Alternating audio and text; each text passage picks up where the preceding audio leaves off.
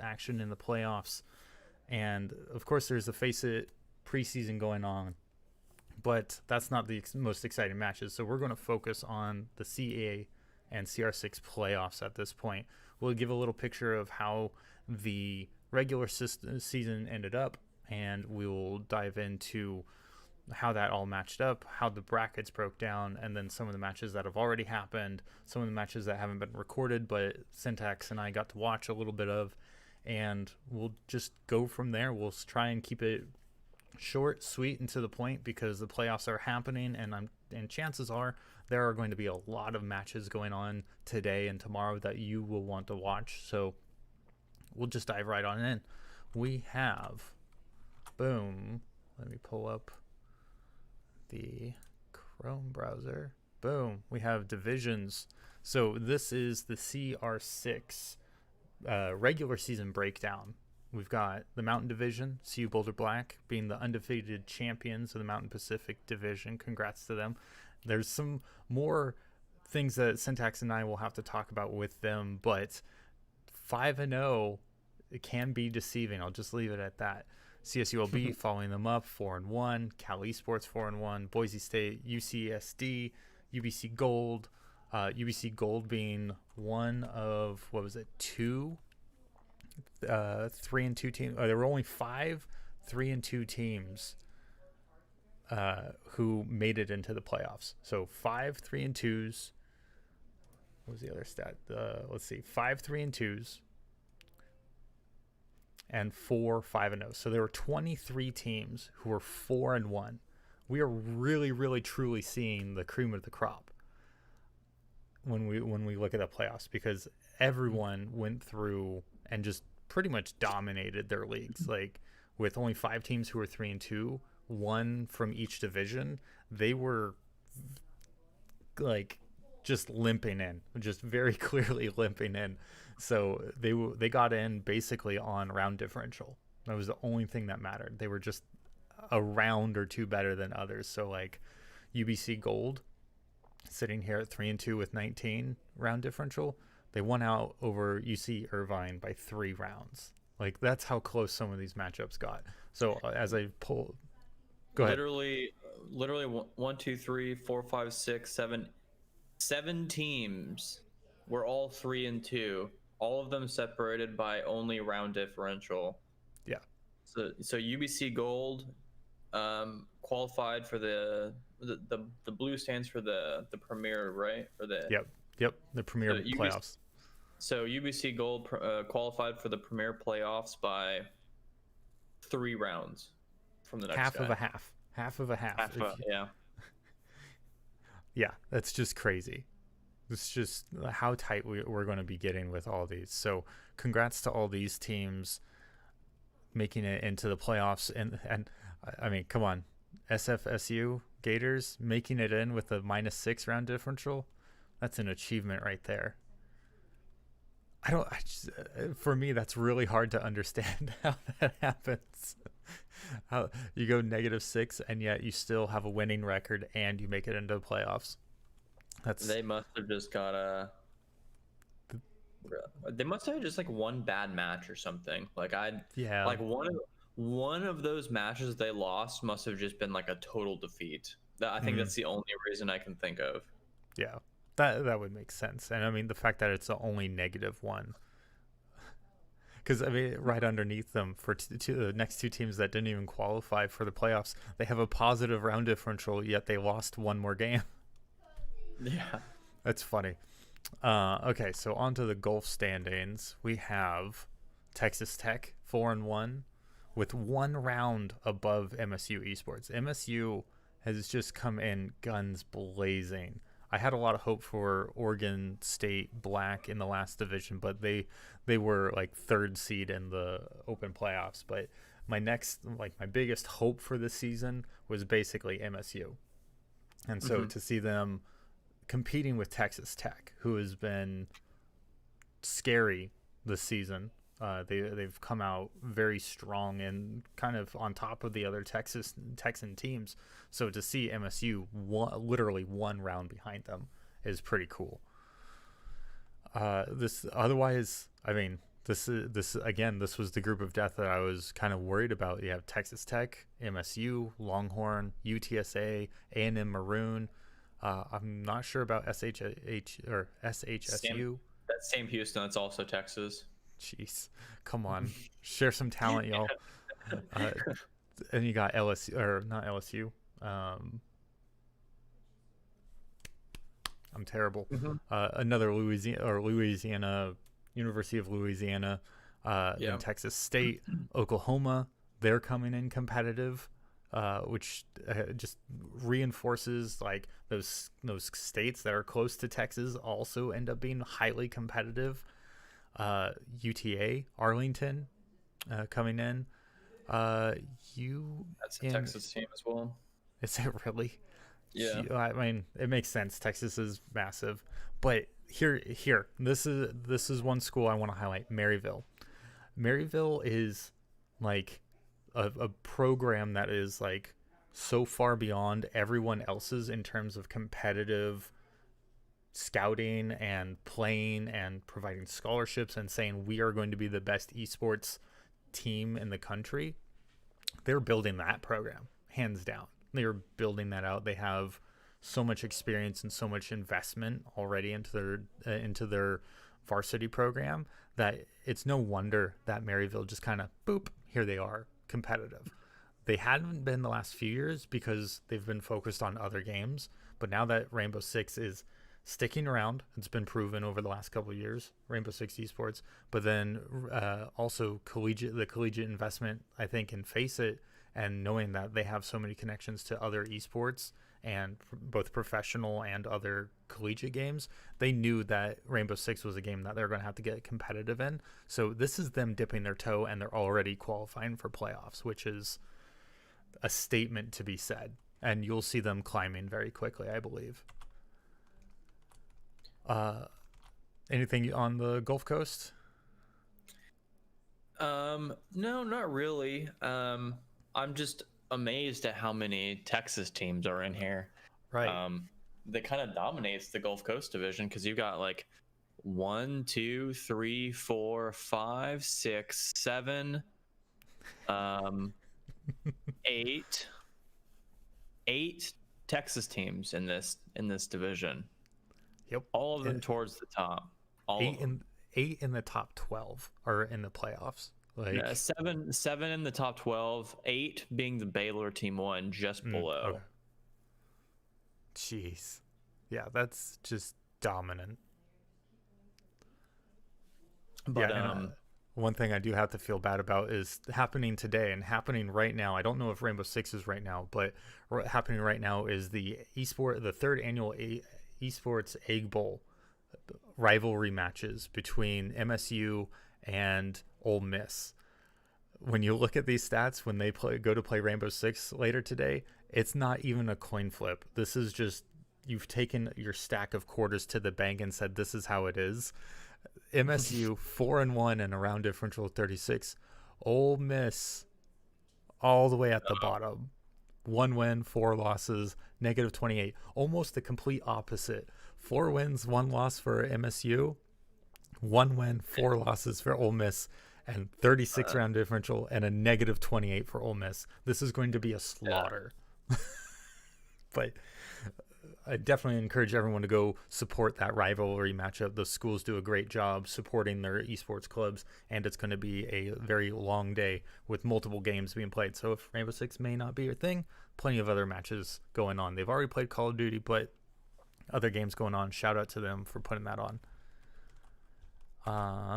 Moving on to the Midwest Division, Purdue 5-0. I'm still kind of shocked by that. They kind of came out of nowhere. Illinois State, competitive teams. University of Wisconsin Whitewater it's right up there where I expected. CGC UIC, there you go. There they are. Damn you and your acronyms. Iowa Gold, Central Missouri Esports. Remember this name, because this is catching me by surprise, and it'll catch you by surprise, or everyone listening and watching by surprise in a moment. Maryville University Red 3-2. So we've got two Maryville University teams, and they both qualified for the Open playoffs. So their roster is already running deep. This is how they're preparing to take over Rainbow Six. I bet they improve to be in Premier in the spring, but I also will go ahead and say that they give Akron a run for their money in the next year. Not this year, next year. I bet they give Akron a run for the money next year. Longhorn Gaming White, because this was the JV squad from Longhorn Gaming that couldn't compete in the same division, and here they are also qualifying for playoffs. We're seeing a lot of JV squads qualifying for playoffs, and it's exciting to see. It's exciting to see these schools build out such a bench or have such an interest in collegiate Rainbow Six. 5-0, 4-1s, lots of 3-2s, and just look how tight the 3-2s were. 6 rounds, 3 rounds, literally tied.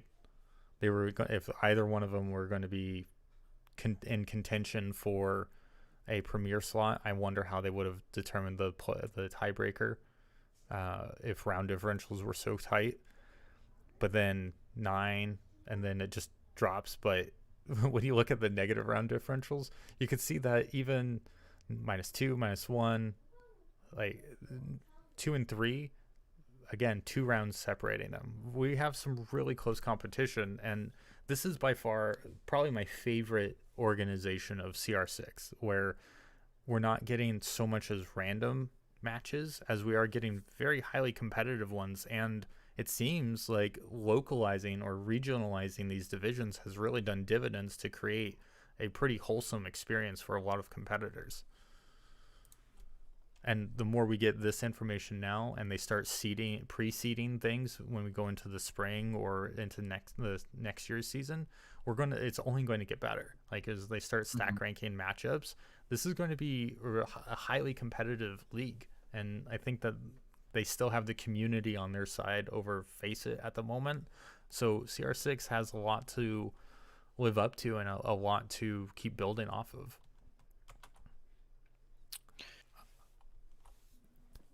I just want to say that Purdue Gold being 5-0 with a round differential positive 41, pretty dang impressive. That's devastating when you see that you're matched up against them, for sure. And then on the other side of the coin, I just want to say Baylor Team 2, that's also really impressive. 0-5 with a negative round differential of negative 52. That's also really impressive. How is that not a perfect 0-5? Like, did they not win a single round? It's either they, I'm going to give them the benefit of the doubt and say that they like have forfeited all their matches or something. Yeah, because I mean, if it was no, they couldn't have lost all their matches. A perfect loss would have been 14, so it would have been a negative 70 if they lost every single round. Oh, okay. Yeah, because it would have been 7, because it's best of 3. So they just need to win 2 matches. So what is that? 714 times 5. 70. Yeah, 70. Okay. And so they, yeah, that's a rough start. That's an oof. Yeah, it's the spring season. They can turn around by it's the fall season. They can turn around by spring. Absolutely. Southern Division, Ohio State Gray. Now, I believe this is the JV squad for. Okay, Homie Migs corrects us. So it's 7-4, 7-4. That's how forfeits are scored. So if they forfeited, I'm not even going to do the math while we're here because I'm going to be bad at it. Yeah, it wouldn't add up to negative 52. It would. Yeah. They played all their matches. I'm sorry, guys. But I thought Purdue Gold was going to take the cake on round differential, but no. Ohio State Gray is 5-0 with a 47 round differential. Jesus. And that's scary because I believe the gray team is their JV squad, which is why they're in the Southern Division as opposed to Ohio State Scarlet, who is in the Northern Division with other teams that are regionalized there. So this is the JV squad going up against all the Southern Division A squads, varsity squads, and they just swept the floor of all of them. All of them. Jeez. That's just utter destruction. 5-0, 4-7 when you are the B team. I think in the spring, Ohio State Gray or Ohio State Scarlet needs to be put into the Gulf Coast and see how they fare against Texas. Because after the Gulf Coast region, I put a lot of my faith in the North, which we'll get there in a second. But that's the division with Akron, St. Clair, and Ohio State varsity. But looking at the Southern Division, like UGA Red, like they could have gone through they could have found some good players and gotten some top fraggers, some kind of mad scientist strategic thinkers, but like I've never seen University of Georgia as like a top tier team, but here they are in the top 3. It's entirely possible they got someone good to help build up their team or they've developed something on their program, but Virginia Tech, UGA, like I'm not like, oh yeah, they've earned being there. It's like they're not a powerhouse team that I think of when it comes to Rainbow Six. Kennesaw State, yeah, they're more up there. Michigan State, no, not another team that I thought of, but they've performed really well in this division. But I think my main point is I start thinking, is this division highly competitive? Georgia Tech, University of Kentucky, other than Kennesaw State and Ohio State, I don't know if I really paid much attention to any of these other teams except for maybe Florida Polytechnic down here at 3-2-3, which this definitely seems like an off year for them. But most of these other teams, they just don't stand out in memory. Like Elon, this is just a bad year for them. They had some other player or reorg go on, so they've had to suffer a little bit of the losses, kind of like how you mentioned off stream, Texas A&M being without their IGL and captain, and we can talk about that too in a minute. But yeah, this division just doesn't strike me as a highly competitive one. It's kind of weird. Is that how you read it too, or am I sleeping on some of these teams? I don't think so. Liberty, I remember Liberty being a good team, but being Liberty Red, I think that's their B team, so that makes sense. Yeah. USF Bulls, I'm assuming that's their B team as well. No, that's we went over this last week. It's not San Francisco, like I said. No, it's Southern Florida. Southern Florida, yeah. That's their A team. Oh, it is. Okay. Then Southern Florida. Okay, so I always forget that Southern Florida and FSU are two separate schools. So, Virginia Tech, I remember them being a strong team. Ohio State, I semi remember them being a strong team. So I mean, everything in here makes sense as far as I'm aware. Kennesaw, is that KSU? Is Kennesaw State? Yeah. Yeah. Kennesaw is usually at the top, but one of their players now in Canadian Pro League is not on their team anymore. Gotcha. So not loading. He was on Kennesaw's team, and he was kind of their hard carry. Gotcha. For obvious reasons. And then I think he was a Challenger League player, and then he got picked up by a Canadian Pro League team. So he plays in the Canadian Pro League's circuit. Gotcha.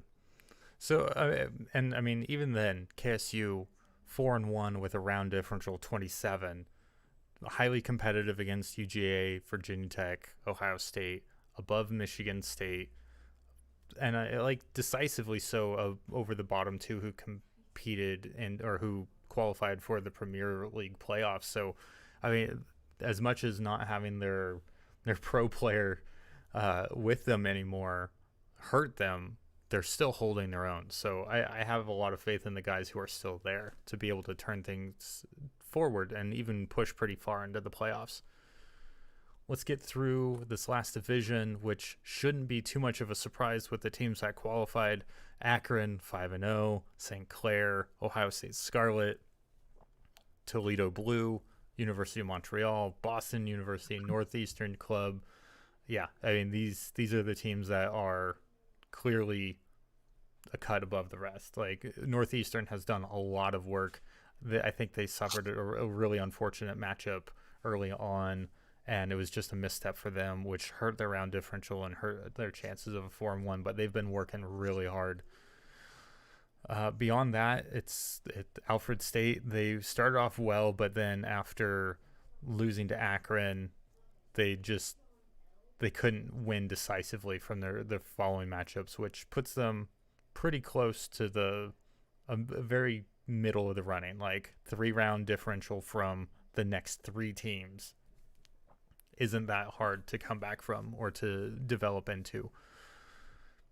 To be honest, I'm impressed with the number 2 and 3 teams because, first of all, you got 2 Ohio State teams that are both really strong. Usually Right. you see one team that's really strong and one team that's okay, right? Yep. The JV squads are okay. But Ohio State, both their teams were doing really well, like I really mean, well. not just really well, but when we look at the playoff bracket, University of Ohio Gray, number 1 seed. This is the JV squad that was in foreign territory in the different division, and they stomped them, and with their round differential and their 5-0 score, got the number 1 seed. The varsity squad, if my read is right, where the Ohio State Scarlet is the varsity squad, they're number 10 seed overall.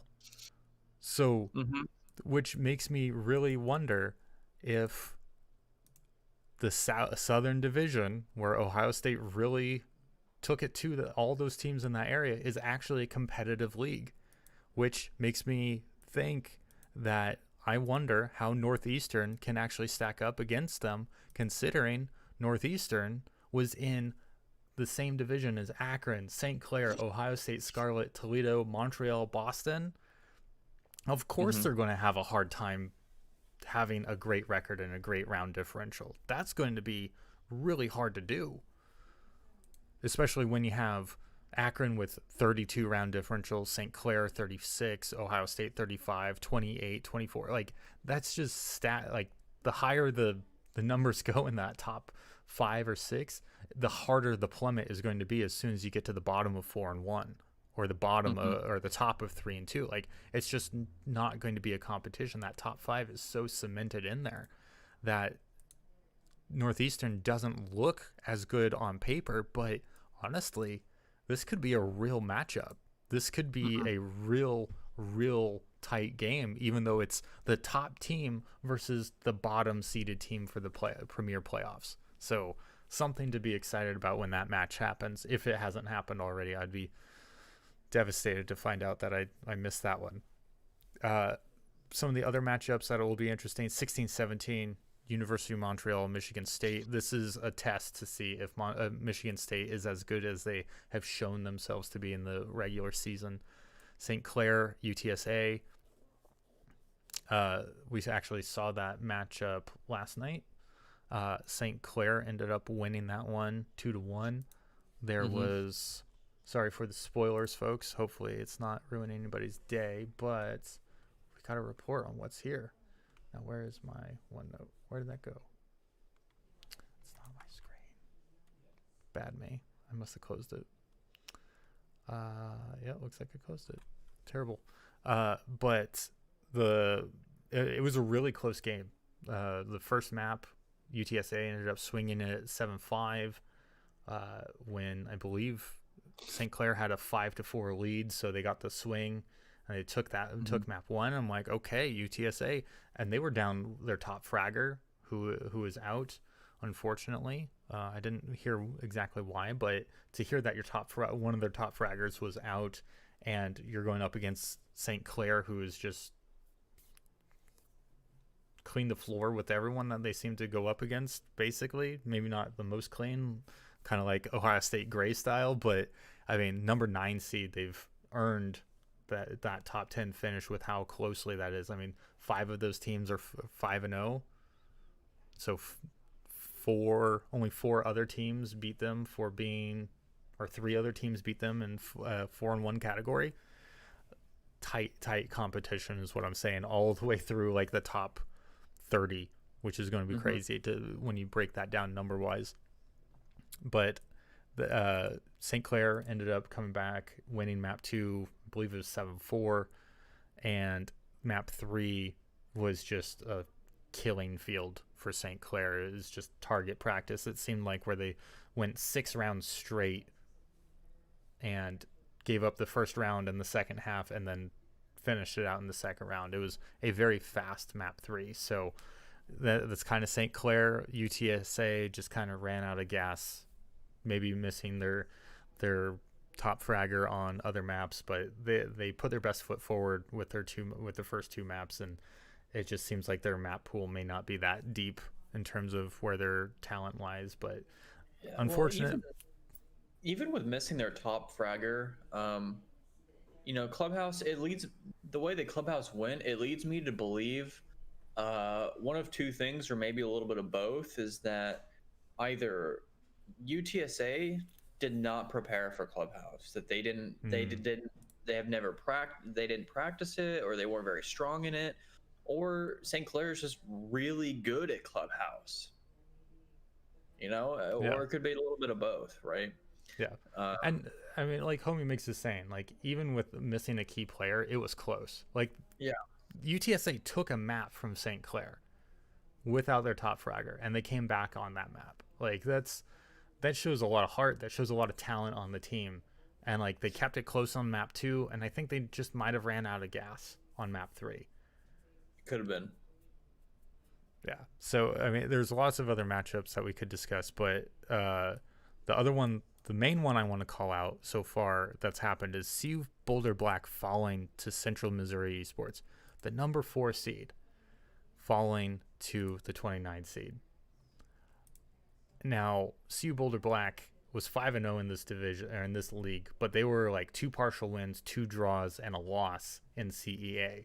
So I already had concerns that they were going to be this kind of hot and cold team, on and off again, like depending on who they were really playing, that they were just going to get stomped or stomp. And I don't know how this could have happened, because as soon as you start getting down to that bottom 4 or 5 teams, I start worrying about the quality of the competition. But now to see that CU Boulder Black in 10 games, 5 decisive wins, 2 partial wins, 2 draws, and a loss. So yeah, if we broke that down into wins, if we just said best of ones, basically, so 7 wins, 2 draws, and a loss. That is a really high caliber team when you look at that record.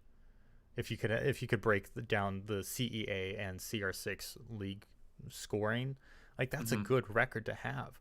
And to have Central Missouri come in and say, no, this match is ours, it's hard for me to believe that that's just a mismatch of talent, of just being taken advantage of from strategy. To me, this just says the top 32 teams are damn impressive. And going back to what I was saying about the number 1 matchup versus 32, Northeastern and Ohio State, it's going to be a matchup. It's going to be a hard-fought battle. I'm going to put it down and say it'll be a 2-1. It'll go the distance, 3 maps, which will be, I mean, people should take time to watch that matchup, I think. So the disappointment and upset from CU Boulder Black falling to Central Missouri is definitely a point to never take anything for granted, or whether you're looking at one league or two leagues. A few other matchups have gone on. Unfortunately, I'm not well versed in those matchups. Toledo Blue, Whitewater, Whitewater won 14-19. UC San Diego over Virginia Tech. That's a bit of an upset. 11 falling to 22. Texas Tech beating out Boston University. Not that much of a surprise to me, but yeah, it could have fallen the other way. Boston University was one of those top 5 teams, maybe 6, in the last division that we covered. So, but again, Texas teams are scary. Let that be a lesson. Texas is scary. Olven from CU Boulder Black is in chat, and he left us a comment. We played the worst game we could have, just not on it. I'm saying that now because I know what's coming. Oh boy. that's hopefully not indicative of other things coming, but yeah, the fallout from losing that's going to be something that the team wears for a little while, I think. Now we're going to have to briefly cover the invite league for CEA. That's all we've got for CR6. These is the latest matchups that we've got recorded for us. So look for a ton of matchups today being streamed, and make sure you check out the CR6 Discord, which I'll link into tonight's show notes.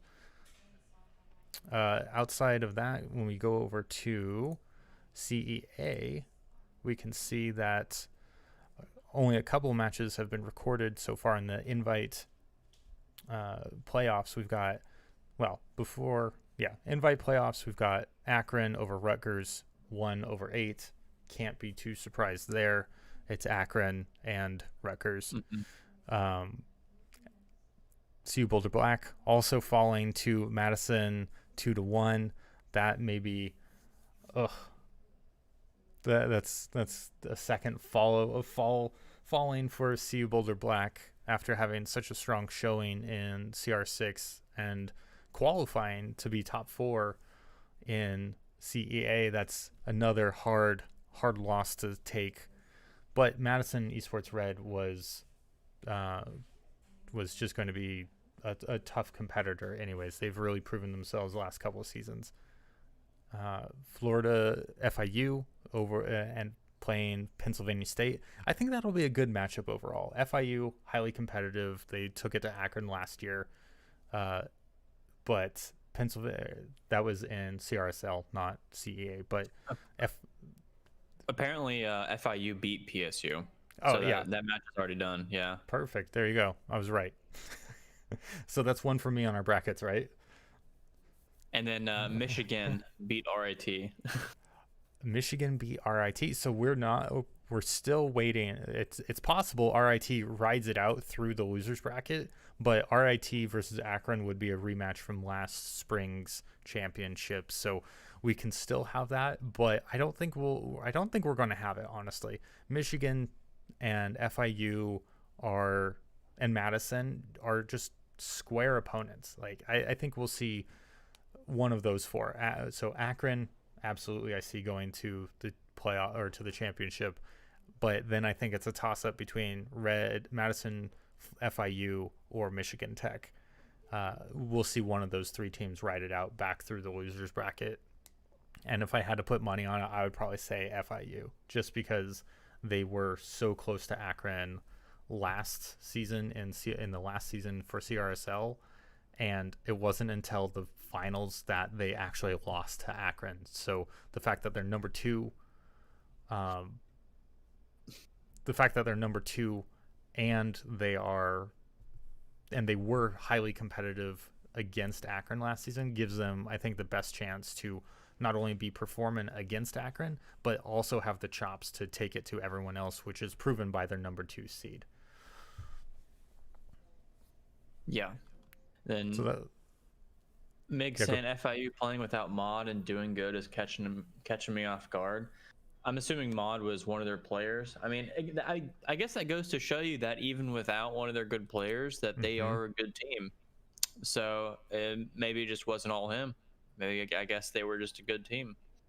Yeah. So, I mean, and It's easy, as we've seen between ASU and CU Boulder Black. When you start exchanging 2, 3 members, that's really when you start feeling it. Now, uh, FIU may have only rotated 1 player out, but it's still getting used to working with them. And I wonder what a lot of that preseason warm up is going to be like, where who's practicing in the summer? Does the school support these teams scrimming? Are these players scrimming themselves? Are they doing these weekly tournaments that are just thrown out on one platform or another? How hard are these teams pushing themselves to go the distance in these leagues? And for me, it just looks like the team at FIU is just very dedicated to the game. Yeah.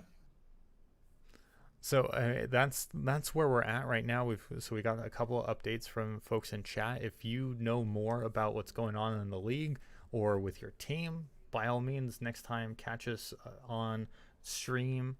We'll be here again next Saturday, hopefully at the same time. We're working it out. We're working out this time frame. I don't see why it wouldn't work out, but just to pad planning, because life happens.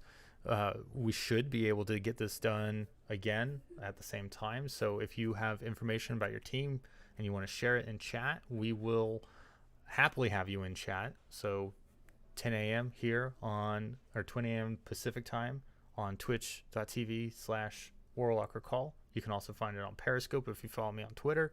All that stuff, lots of places you can watch. And you can always catch the podcast, anchor.fm/checkyour6 on when I publish it, which will be available probably tomorrow morning. So it'll be there for your morning coffee on Sunday, or it'll be there for your Monday couch to computer commute as soon as you're ready to go for the day. So it'll be there.